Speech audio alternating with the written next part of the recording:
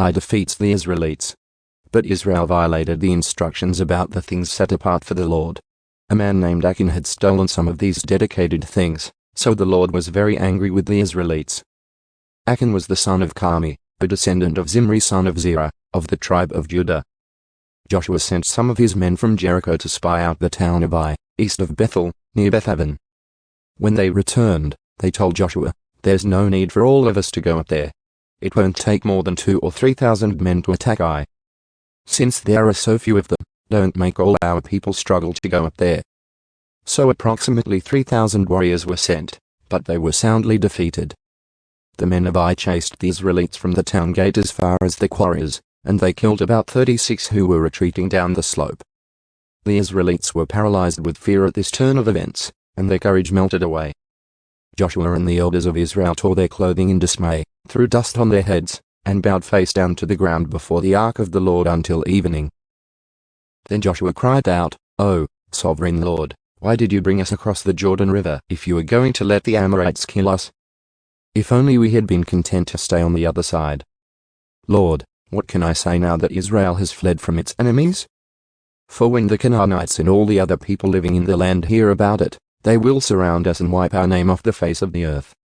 And then what will happen to the honor of your great name?" But the Lord said to Joshua, "Get up. Why are you lying on your face like this? Israel has sinned and broken my covenant. They have stolen some of the things that I commanded must be set apart for me. And they have not only stolen them but have lied about it and hidden the things among their own belongings. That is why the Israelites are running from their enemies in defeat. For now Israel itself has been set apart for destruction. I will not remain with you any longer unless you destroy the things among you that were set apart for destruction. Get up. Command the people to purify themselves in preparation for tomorrow. For this is what the Lord, the God of Israel, says, hidden among you, O Israel, are things set apart for the Lord.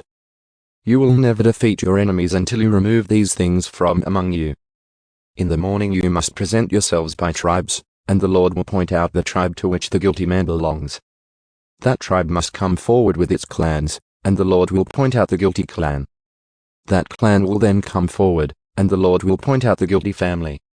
Finally, each member of the guilty family must come forward one by one. The one who has stolen what was set apart for destruction will himself be burned with fire, along with everything he has. For he has broken the covenant of the Lord and has done a horrible thing in Israel. Achan's sin. Early the next morning Joshua brought the tribes of Israel before the Lord, and the tribe of Judah was singled out. Then the clans of Judah came forward, and the clan of Zerah was singled out. Then the families of Zerah came forward, and the family of Zimri was singled out. Every member of Zimri's family was brought forward person by person, and Achan was singled out. Then Joshua said to Achan, "My son, give glory to the Lord, the God of Israel, by telling the truth. Make your confession and tell me what you have done. Don't hide it from me." Achan replied, "It is true. I have sinned against the Lord, the God of Israel. Among the plunder I saw a beautiful robe from Babylon, 200 silver coins, and a bar of gold weighing more than a pound. I wanted them so much that I took them. They are hidden in the ground beneath my tent, with the silver buried deeper than the rest." So Joshua sent some men to make a search. They ran to the tent and found the stolen goods hidden there, just as Achan had said, with the silver buried beneath the rest. They took the things from the tent and brought them to Joshua and all the Israelites. Then they laid them on the ground in the presence of the Lord. Then Joshua and all the Israelites took Achan, the silver, the robe, the bar of gold, his sons, daughters, cattle, donkeys, sheep, goats, tent, and everything he had. And they brought them to the valley of Achor. Then Joshua said to Achan, "Why have you brought trouble on us?